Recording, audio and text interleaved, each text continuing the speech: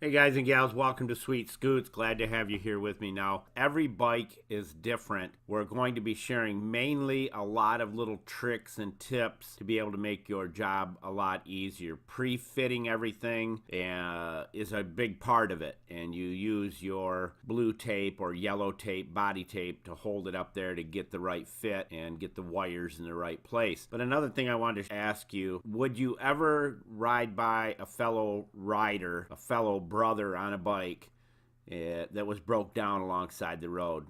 Let's get cracking and show you the tips and tricks on this bike of mine. This is my personal bike, and see what we can do to possibly help you out. All the tools and everything will be in the show more of the video description. So let's get going. Buscar en el show más de la descripción de video para todas las herramientas. We suggest highly to buy 2 kits, and you'll find out why. You can cut the ends off of them. You can cut that end off. We fill it with silicone glue so nothing gets inside, no water. On this bike right here, I'm going to raise it up a little bit here for you, because every bike is different. I want to come in underneath this bar here. Take your time, go over the bike, lay the lighting out on it, tape it up with your tape, and pre-install it so that you can get an idea of what it's going to look like to keep all the wiring out of sight. You have to remember, wherever you put your lighting, you won't be able to polish that area. What I wanted to do is, I didn't like, each light has a pigtail at the end of it right here, and I didn't really like that. So I cut one end off so that I can put this at the end down here. Up on the inside, on this aluminum fender bracket, there's a flat spot on the back side here that I can actually put this first light there, and it's well away from the tire. The end of it will not show. Then what I did was, the fact that when these 2 wires are connected to each other, you have this huge amount of wire. I didn't want that. This is one of the cool tips that I can give you. You've got to have a soldering gun. Like I said, all the tools will be there. And I did this to it. I cut it off and soldered the wires together so that I can keep it tight. I can go up on the inside, and then I'll put this one right here. It'll work real well because the fender actually runs out.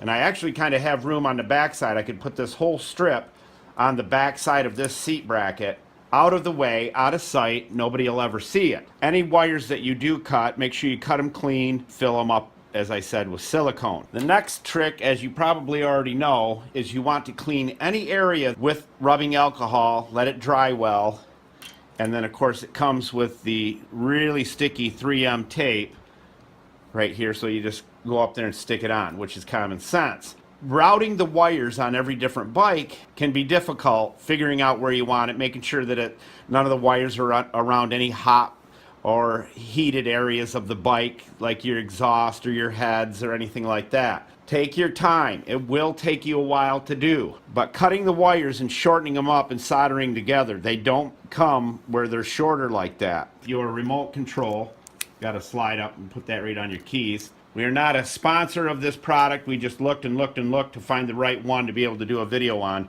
But the issue that you'll run into is that you may need to split off and not want to run it all one continuous deal. So they have these splitters. Very handy to have.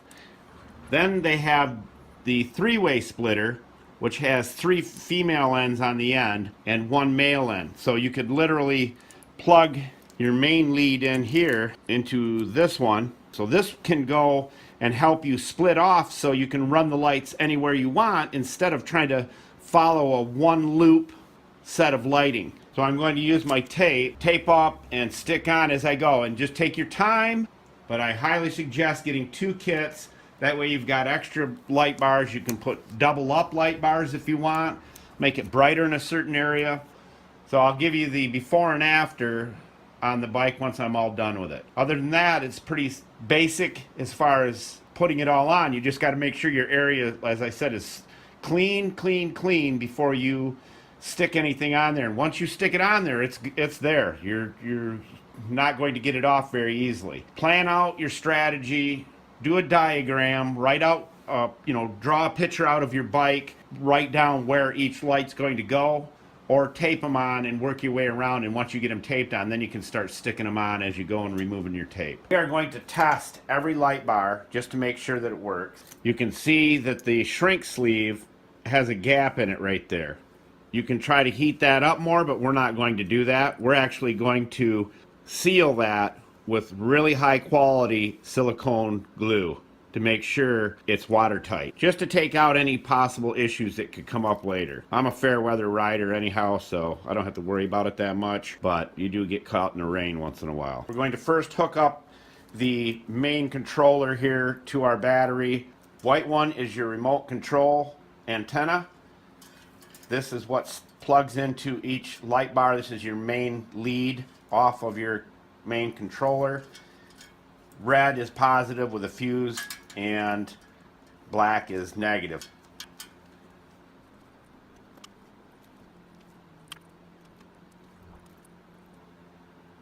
All right, now that we've done that, we know they all work, we're good to go. At this point, we want to draw a diagram of where you want the lights at.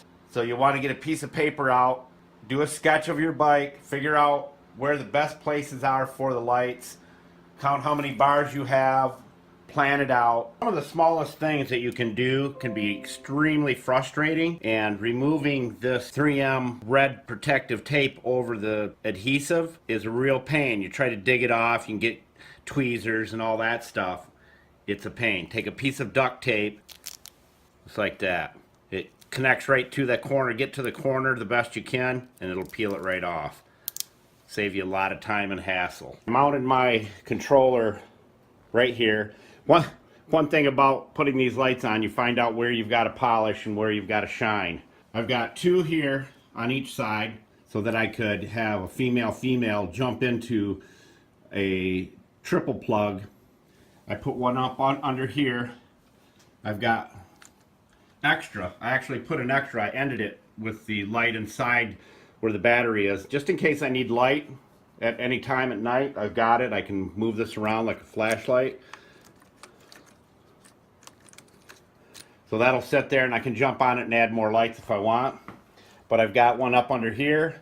I've got two on each side of the tank, and then I split it and I ran an extra one right here, right up underneath here on the frame.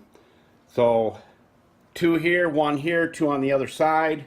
And this is the only piece sticking out showing, and I could have cut that off shorter if I wanted.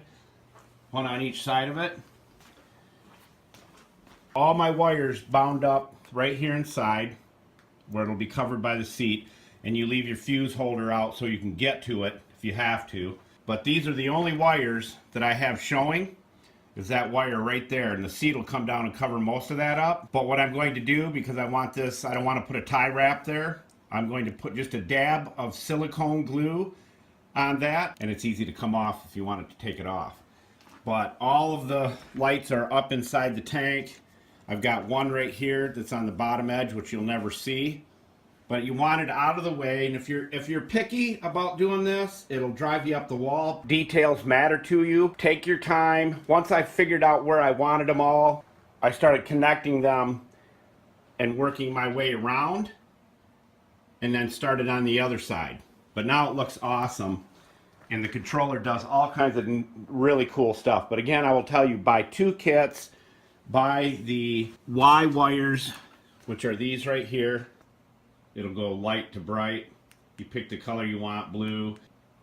Red looks good because this is a dark cherry red. But there you go, guys. Hopefully I helped you.